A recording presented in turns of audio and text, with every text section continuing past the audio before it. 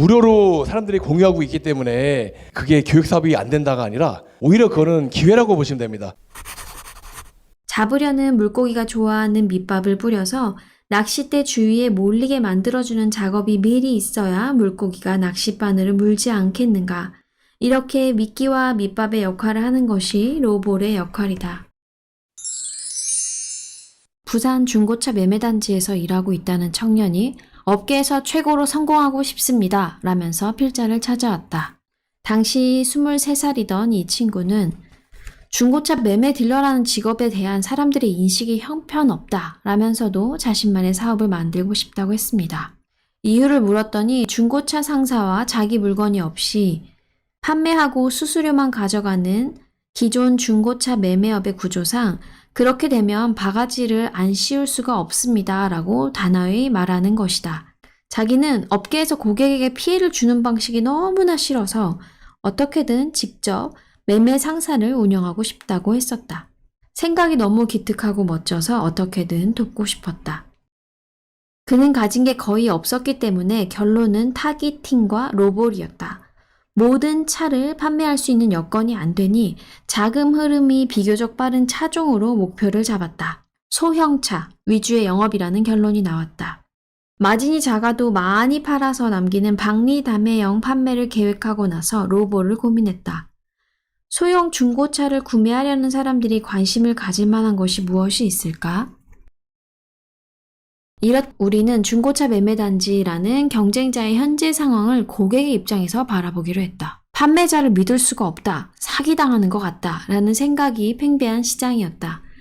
그러므로 역설적으로 이 사람은 믿을 만한데 라는 생각을 심어주는 것이 당시 그가 하고 있었던 방식의 전단을 수만 장 돌리고 조선시대 도령 복장을 입고 호객행위를 하는 것보다 100번 나은 결과를 가져올 것이라고 결론을 내렸다.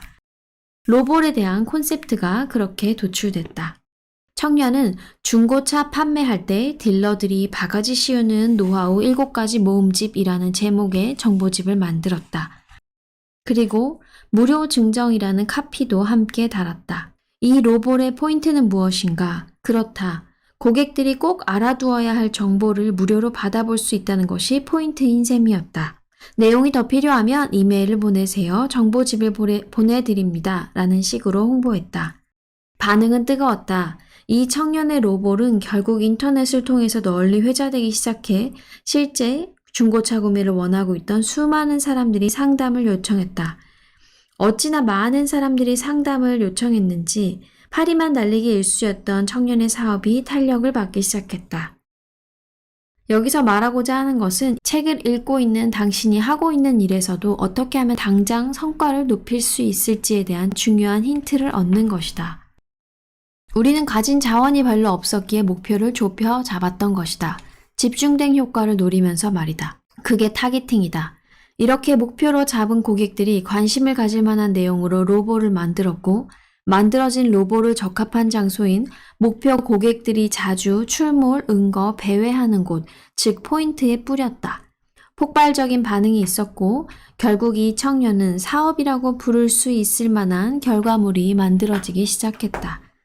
왜?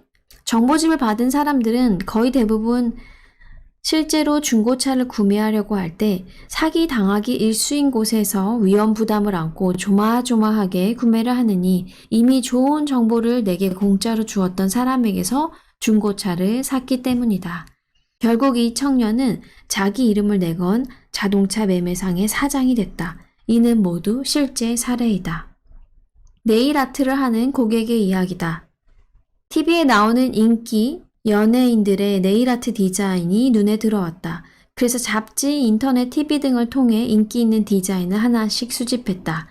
손님들이 숍으로 들어왔을 때 효과적으로 응대할 때 사용할 만한 멘트와 처음 온 고객을 단골로 만드는 관리법 등 유익한 정보들을 정리하기 시작했다. 이렇게 어느 정도의 정보가 모이자 그중 지난주 TV에 나왔던 연예인 손톱 모음집 무료 증정이라는 책자형 로고를 인쇄, 부산 경남 지역의 네일 아트숍 720곳에 일괄 발송했다.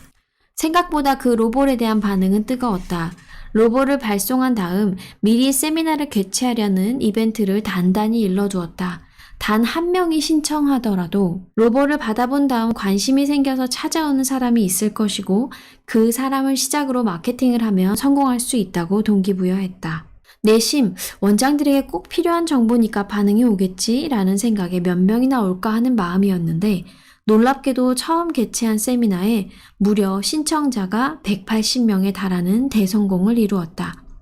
수강 신청 인원이 너무 많은 관계로 세미나는 부산 백스코에서 3일에 걸쳐 하루 2차례 30명씩 진행이 됐다. 세미나에 참석한 참가자들에게 네일 아트숍에 납품하는 물건과 회사에서 판매하는 고가의 시술 장비를 20% 할인된 가격에 현장 판매한다는 사실을 알렸을 때였다.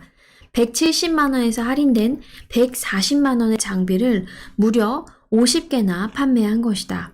이뿐만 아니라 20-30만 원 가량 하는 패키지로 구성된 각종 부자재의 현장 판매는 100개가 넘도록 팔리는 신기록을 세우기도 했다.